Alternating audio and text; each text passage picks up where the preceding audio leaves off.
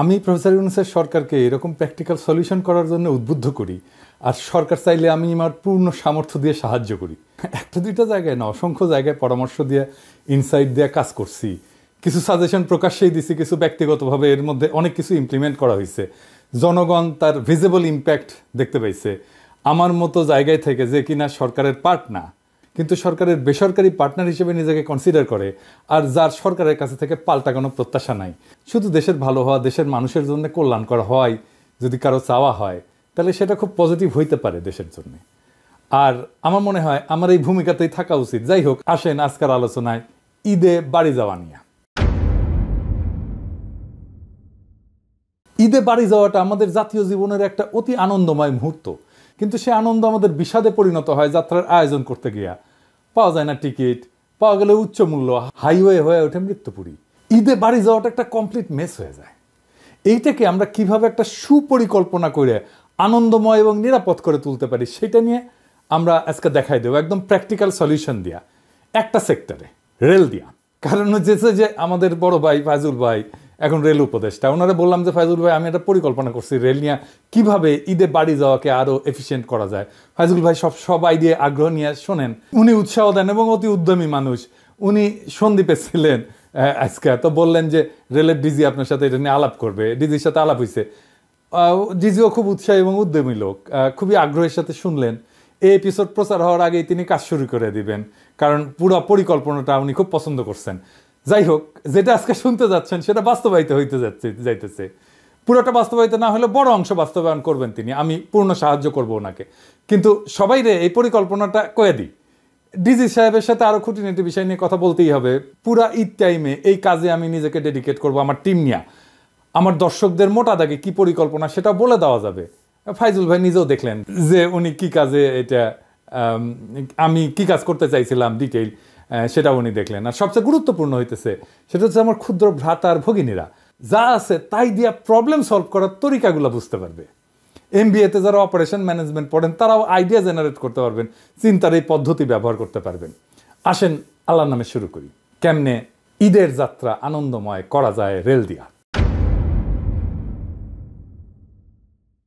2023 সালের একটা সমীক্ষা অনুযায়ী ঈদের আগে 4 দিনে ঢাকা ছাড়েন 1,20,00,000 মানুষ। সেই হিসেবে ঈদের সময় গড়ে প্রত্যেক দিন বাড়ি যান 30 লাখ মানুষ। কিন্তু ঢাকা কেন্দ্রিক যে গণপরিবহন ব্যবস্থা আছে সেগুলো দিয়ে বড় জোর দিনে 22 লাখ লোককে পরিবহন করা সম্ভব, এক জায়গা থেকে আরেক জায়গায় নিয়ে যাওয়া। ঈদের আগের কয়েকদিন প্রত্যেক দিন গড়ে প্রায় 8 লাখ মানুষ বাসে, মিনি বাসে, 1,05,000 মানুষ ট্রেনে বসে এবং দাঁড়ায়, 1.25 লাখ মানুষ লঞ্চে যাতায়াত করেন। ব্যক্তিগত গাড়ি, মাইক্রোবাস ভাড়া করে বাড়ি যান 7.5 লাখ মানুষ। মোটরসাইকেল নিয়ে ঈদ যাত্রায় সামিল হন 4 লাখ মানুষ। সমীক্ষা বলতেছে আরও 8 লাখ মানুষ ট্রাক, অটোরিকশা সহ নানা অপ্রচলিত বাহনে ভোগান্তি নিয়ে যাতায়াত করেন। কিন্তু যাত্রীবাহী যানবাহনের সক্ষমতা আছে 86,68,000 যাত্রী পরিবহনের। বাকি 33,32,000 যাত্রী যান সংকটে ভোগেন। ট্রেনে কত মানুষ যায়? আমরা আগের ডাটায় দেখি যে 7 দিনে 2 লাখের একটু বেশি মানুষ টিকিট কাটে। কিন্তু আমরা অনুমান করি টিকিট কেটে যারা যায় তার থেকে 3 থেকে 4 গুণ লোক বিনা টিকিটে যাতায়াত করে। রেলের ডিজি বললেন অ্যাটলিস্ট দ্বিগুণ লোক যাতায়াত করেন। তার মানে 6 থেকে 8 লাখ লোক ট্রেনে ট্রাভেল করে এই ঈদের সময়। এই ট্রেন ট্রাভেলকে আমরা কিভাবে এফিসিয়েন্ট বা অপটিমাইজ করতে পারি? এফিসিয়েন্সি মানে হচ্ছে আমার যা আছে তাই দিয়ে বেশি ফল আনবো অন্যভাবে কইরা। এখন দেখি আমরা ঢাকা চট্টগ্রাম রুট নিয়ে একটা পরিকল্পনার কথা আলাপ করি, যে পরিকল্পনাটা করা হয়েছে, মানে একটা উদাহরণ হিসাবে আর কি। এটা সব রুটে করা যায়, কিন্তু আজকে আমরা দেখব ঢাকা চিটাগাং রুটের আলাপ। বর্তমান মডেলটা কি? সেটা হইতেছে ঢাকা থেকে একটা ট্রেন চট্টগ্রাম যায় আন্তনগর, সব স্টেশনে না থেমে নির্দিষ্ট বড় স্টেশনগুলোতে থামে। ট্রেনটা পৌঁছাতে সময় লাগে 6 থেকে 7 ঘন্টা এক এক দিকে, মানে যাইতে 6 থেকে 7 ঘন্টা, আসতে 6 থেকে 7 ঘন্টা। সেই ট্রেন আবার ফিরে আসে, ফলে এক ট্রেন দিনে একবার মাত্র যাতায়াত করা সম্ভব। একটা ট্রেনে যায় 700-র মতো যাত্রী একদিকে, ফেরত আসার সময় অনেক কম যাত্রী থাকে ঈদের সময়। তার মানে আমরা চিটাগাংয়ে পৌঁছাই দিতে পারি 700 যাত্রী একটা আন্তনগর ট্রেন ব্যবহার করিয়া। আমরা আমাদের যাত্রীদেরকে 2 ভাগে ভাগ কইরা তাদের 2 ধরনের ট্রান্সপোর্টের অপশন দেব। একটা অপশনে অবশ্যই আন্তনগর থাকবে। এইখানে সিনিয়র সিটিজেন যাদের বয়স 40-এর উপরে তারা টিকিট পাবেন আগে প্রথমে। যাদের শিশু আছে, বিবাহিত মহিলা আছেন, পরিবার নিয়ে সফর করতে চান, বড় লাগেজ আছে, আমরা তাদেরকে আন্তনগর দিয়ে নিয়ে যাব। তাদেরকে আগে টিকিট দেবো। এর বাইরেও যারা যাইতেছেন তাদেরকেও দেবো। তবে আমাদের আর একটা অংশ আছে যারা ছাত্র, সিঙ্গেল, কম বয়স, 40-এর নিচে বয়স, লাগেজ কম, একটা ব্যাগ নিয়ে চলে যায়, আমরা তাদের আলাদা ট্রান্সপোর্ট সার্ভিস দেবো। এরাও কিন্তু এখন আন্তনগর ইউজ করে যায়, এরা যাত্রীর একটা বড় অংশ। তো তাদেরকে আমরা যে বিকল্প ব্যবস্থা দেবো সেটাকে আমরা বলবো শাটল রুট চেইন। এটা কি? ধরেন ঢাকা থেকে চট্টগ্রাম পর্যন্ত যেতে 2 বার ট্রেন বদল করতে হবে এই শাটল রুট ট্রেনে। ঢাকা থেকে যাত্রা শুরু করবে, কুমিল্লা যাবে, কুমিল্লায় যাত্রী নামায় দিয়ে ঢাকায় ফিরে যাবে ওই শাটল ট্রেন। যাত্রীরা কুমিল্লা থেকে আর এক ট্রেনে উঠবে, ফেনী পর্যন্ত যাবে, ফেনীতে যাত্রী নামায় দিয়ে এটা কুমিল্লায় ফিরে আসবে।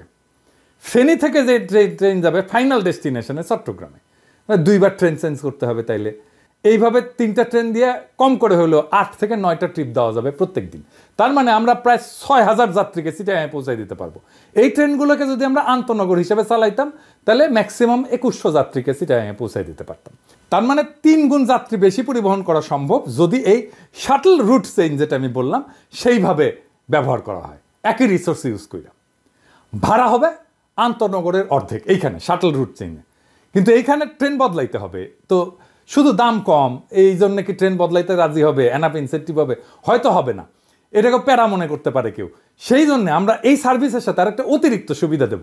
প্রত্যেকটা স্টপেজে, ট্রেনের স্টপেজে বাস সার্ভিস ইন্টিগ্রেটেড হবে। মানে ধরেন আপনি ঢাকায় নামলেন, আপনি স্টেশন থেকে নেমে গাজীপুর, সাভার, নারায়ণগঞ্জ এই 3টা ডেস্টিনেশন যেতে পারবেন, একই টিকিট, নতুন টিকিট কাটতে হবে না। আপনি স্টেশন থেকে বা অনলাইনে যে টিকিট কাটছেন ট্রেনের, সেখান থেকে বলতে পারবেন আপনি এই জায়গা থেকে গাজীপুর যাবেন, স্টেশনের সামনে বাস দাঁড়ানো থাকবে, ট্রেন থেকে নামার 20 থেকে 25 মিনিট পর বাসগুলো ছেড়ে যাবে গন্তব্যে। ভলান্টিয়াররা যাত্রীদেরকে বাস পর্যন্ত পৌঁছে দেবে, ট্রেন থেকে ডাকবে যাত্রীদেরকে, সাভার এইদিকে এইদিকে এইদিকে, নারায়ণগঞ্জ এইদিকে এইদিকে এইদিকে, গাজীপুর এইদিকে এইদিকে এইদিকে, প্ল্যাকার্ড হাতে দাঁড়ায় থাকবে, ডেস্টিনেশনের নাম লেখা। ভলান্টিয়াররা ছাত্রদেরকে নিতে পারি, স্কাউটদের নিতে পারি, তাদের আমরা খরচা দেবো, টাকা দেবো। তারপরে ধরেন কুমিল্লা স্টেশনে লাকসামার মুরাদনগরের বাস থাকবে, ফেনীতে থাকবে সোনাগাজী আর পরশুরামের বাস, চিটাগাঙে থাকবে হাটহাজারী, রাঙামাটি, বাঁশখালী, আনোয়ারার বাস।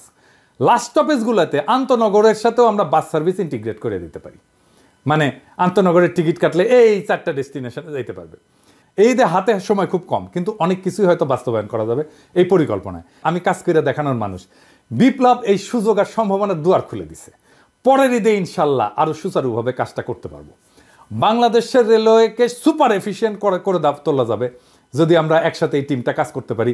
আমার ডিজি সাহেবকে খুবই পছন্দ হয়েছে, খুবই মাইডিয়ার লোক। আমরা যদি একসাথে করতে পারি তাহলে অনেক out of the box solution দিয়ে রেলকে আমরা বদলাই দিতে পারবো আমূল। আমাদের পার্টনারশিপ যদি অটুট থাকে, একটা স্যাম্পল তো দেখাইলাম কিভাবে করতে চাই। সরকারের কোনো আলাদা বরাদ্দ লাগবে না। যদি এই কাজটা আমরা রেলের সাথে টিম হিসেবে করে ফেলতে পারি তাহলে ভবিষ্যতে আমরা বাকি কাজগুলোও করতে পারবো। বাংলাদেশ রেলওয়ের পাশে আপনাদের পিনাকি তার টিম নিয়ে কাজ করবে রাত দিন, যেন ঈদের যাত্রা আপনাদের আনন্দময় হয়।